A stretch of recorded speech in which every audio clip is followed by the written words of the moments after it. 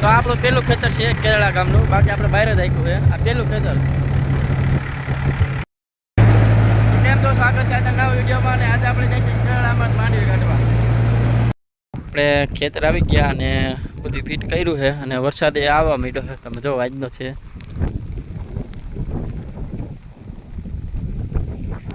આમથી વાદળું ચડ્યા આવે અને રેડો સારો એવો આવે છે. બધી પલાળી દીધું. તમે જો હજી ચાલુ છે.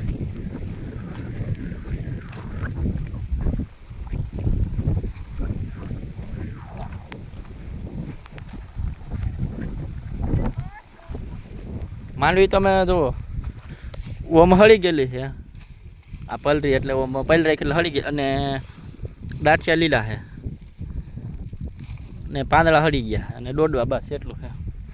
આ રીતના પાથરા છે. અત્યારે છાંટા વહી ગયા અને આપણે ચાલુ કર્યું ધીમે ધીમે. જો કાઢી છોડીને આપણે અત્યારે એક જણા રાખ્યો, કારણ કે પલરેલું છે અને થોડુંક લીલું આમ અંદરનું છે. અત્યારે ઓરે બે જણા, અત્યારે લગી એક હતો, બે થઈ ગયા. જો માંડવી તમે જો કેટલી ચોખ્ખી આવે નહીં.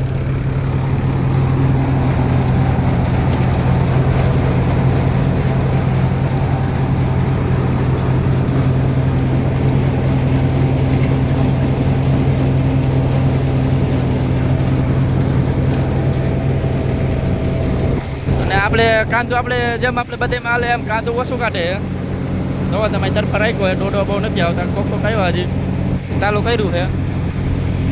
બારીઓ પહેલાં થોડીક ભરાવી લીધી ને એક જગ્યાએ સ્ટોપ કરી લીધો, પછી ચાલુ કર્યું. અહીંથી એટલો ખૂણો ભર્યો. તો આપણે ચાલુ કર્યું ને 15 મિનિટ થઈ છે. તમે જો દેખાતો હોય છે.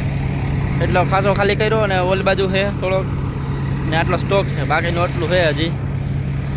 અને માંડવી હાવ ચોખ્ખી આવે, એમાં કંઈ કરવા પણ જ નથી. એટલે ડાયરેક્ટ કોથરા ભરી લે છે. જો તમે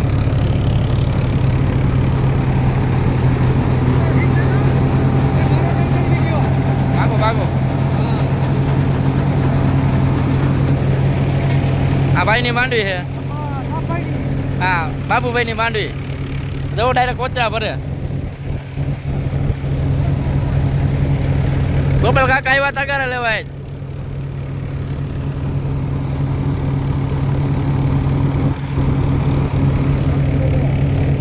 રેડી થવા આવ્યા છે અને આપણે ચાલુ કર્યું ને કલાક આસપાસ થવા આવ્યું. તમે જુઓ કેટલું ઉપાડ્યું નહીં.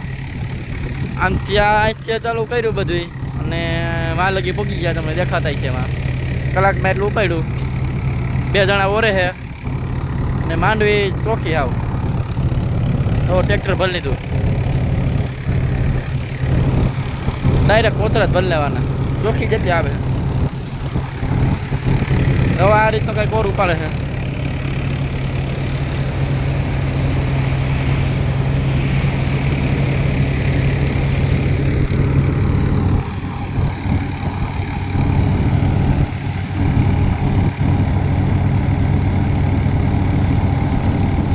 લીલી હે તોય હાલે હે ઓર.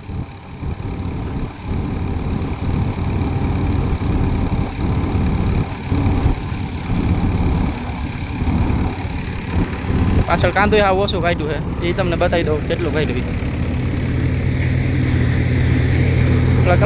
કલાક જલે કલાકથી ઓછું, પોણી કલાક જેટલું આપણે આપ્યું તો જોવામાં આટલું કાંદો નીકળ્યું. પાછળ કાંઈ નથી. અહીંયા એક દોડવા દેખાય છે થોડા.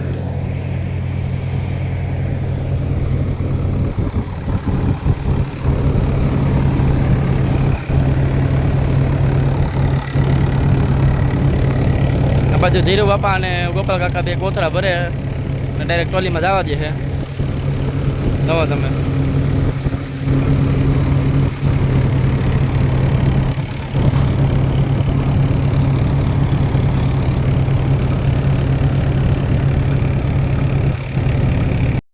અત્યારે 3 વાગી ગયા છે અને 1.5 કલાક જેવું થઈ ગયું આપણે ચાલુ કર્યું તેને. જુઓ તમે ખાલી અહીંથી આટલું રહેવા દીધું છે. બાકી બધું જેટલું ચોખ્ખું રાખશે એટલું ચોખ્ખું કામ થાય. જો અહીંયા માંડી આવે છે, પરબારા કોથરા ભરાઈ જશે અને ટ્રેક્ટર ભરીને પરબારું જવા દે છે. છાંટા આવ્યા હતા અને પાછો તડકો એ આજ સારો નીકળ્યો છે.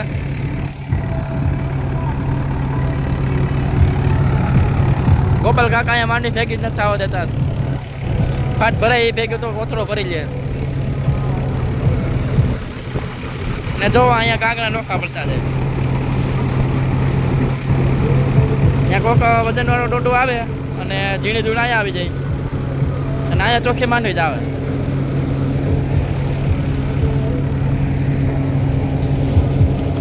ને આપણે 1.5 કલાક ત્યાં ચાલુ કર્યું છે સ્ટેશનને. અને જો તમે ખાલી કાંદો અહીંથી અડધા તમને ડોડો દેખાતા છે. હજી અડધી ફાટે કાંદું નથી ગયું.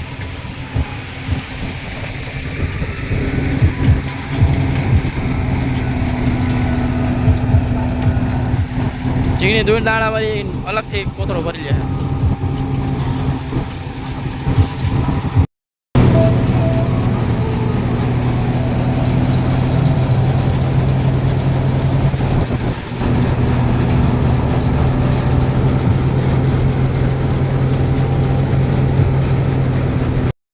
અત્યારે 3:30 વાગી ગયા છે ને પાથરા થોડાક તપી ગયો એવું લાગે.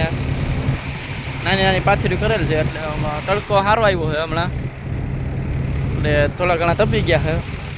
પેલો સાટા ખાઈ ગયા હતા અને પલરી ગયા હતા એ ભેજ ઉડી ગયો અને જુઓ તમે ઓર સારો એવો પાડે.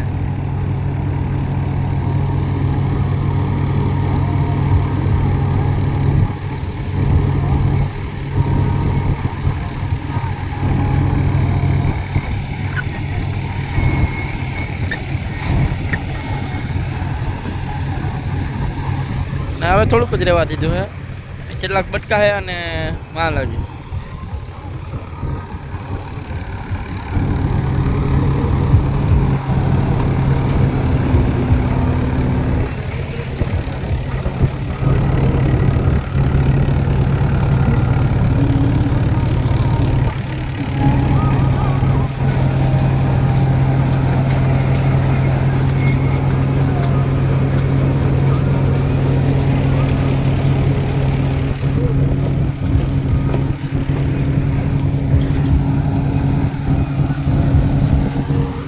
આ રીતનું કામ થાય છે.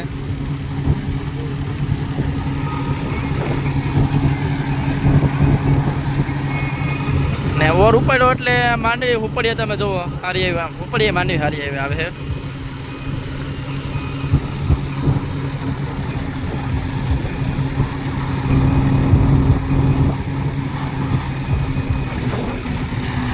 એક ટ્રેક્ટર ભરાઈને જવા દીધું હોય તે પછી ના છઠ્ઠો કોતરો ભરાય છે. મિની ટ્રેક્ટર એક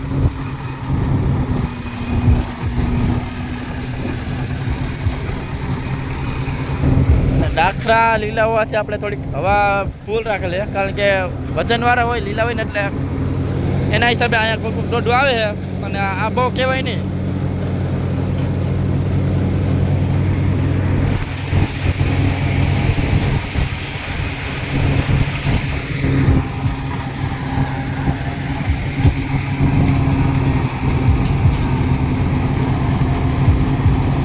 અને ખાલી હવે એટલું જ છે. બાકી આ આખું ખેતર પૂરું કરી દીધું અને બિયારણ છે ઓલું 444.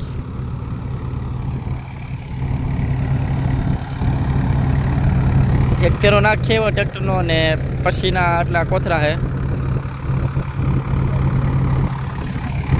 હવે ભારીઓ થઈ રહી અને અહીંયા ખાલી 5 બટકા જેવા છે આવડા.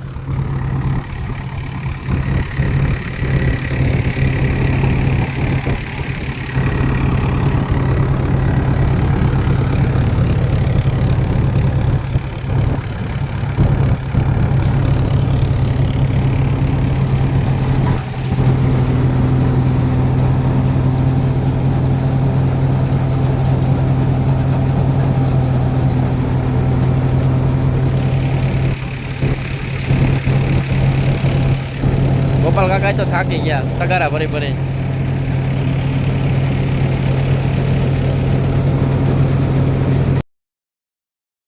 ને ટ્રેક્ટરે માંડવી ઠેલીને વહ્યું છે. હવે આટલું આ ટ્રેક્ટરમાં ભરી લેવાના ડાયરેક્ટ ટ્રેક્ટર ગયા એટલે.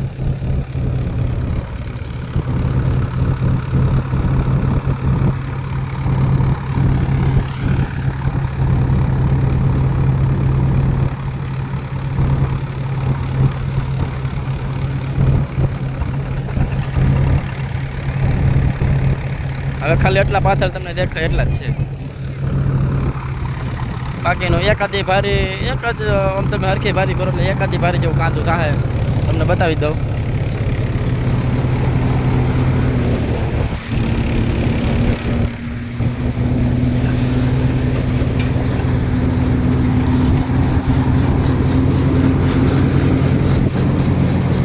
તો એક ભારી નથી એવો એક ફાટ જેટલું છે.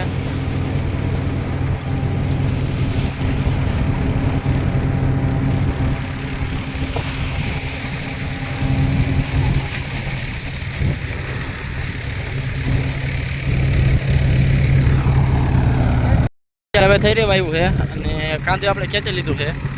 આ તમને દેખાતું છે ખાલી 2 ભારીમાં એટલું જ છે. અને માંડવીનું ટ્રેક્ટર ભરાઈને જવા દીધું છે.